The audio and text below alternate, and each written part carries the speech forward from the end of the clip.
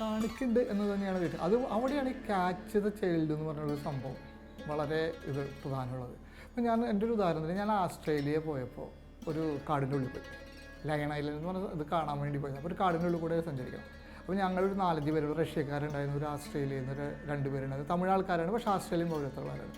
അപ്പോൾ റഷ്യക്കാരൻ്റെ ആ വണ്ടിയിൽ പോയി ഒരു ആസ്ട്രേലിയക്കാരൻ കോളിൻ ഹൈറ്റർ എന്ന് പറഞ്ഞ ഒരാളും കൂടി. ഞങ്ങൾ ഒരുമിച്ച് കാടിൻ്റെ അവിടെ പോയി ആ സ്ഥലം കാണും. ആ സ്ഥലം കാണുമ്പോൾ അതെല്ലാം കഴിഞ്ഞിട്ട് ഞങ്ങൾ തിരിച്ചു വരും. അപ്പോൾ ഞങ്ങൾ അവിടെ നിന്ന് ഭക്ഷണം കഴിച്ചു, എല്ലാം കഴിഞ്ഞ് തിരിച്ചു കഴിഞ്ഞപ്പോൾ ആ സാധനങ്ങളൊക്കെ കാടിൻ്റെ ഉള്ളിലാണ്, ആരുമില്ല, ഫുൾ കാടാണ്. ആ കുപ്പികളടക്കം വേസ്റ്റ് അടക്കം അവർ പ്ലാസ്റ്റിക് ബാഗിൽ എത്തിയിട്ട് തിരിച്ചു കൊണ്ടുപോകാം. ഞാൻ അവരോട് പറഞ്ഞു, നമ്മുടെ നാട്ടിലാണെങ്കിൽ തൂക്കിയെടുത്ത് വലിച്ചിരുന്നുണ്ടോ എന്ന് പറഞ്ഞു.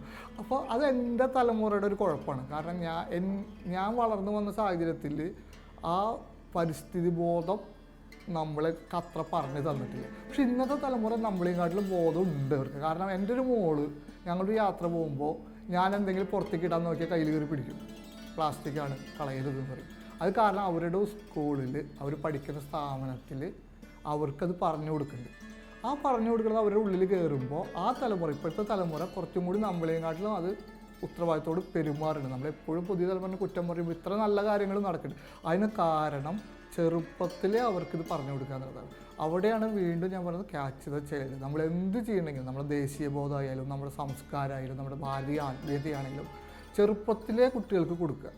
അപ്പോൾ അവരുടെ ജീവിതത്തിൽ അത് തുടർന്നുകൊണ്ടേ പോകും. ആ തുടർന്നുകൊണ്ടേ പോകുന്നതിൻ്റെ ഗുണം അടുത്ത തലമുറയ്ക്കും കിട്ടും, അവരുടെ അടുത്ത തലമുറയ്ക്കും പകർത്താൻ പറ്റും. അപ്പോൾ അതാണ് നമ്മളെപ്പോഴും ശ്രദ്ധിക്കേണ്ടത്.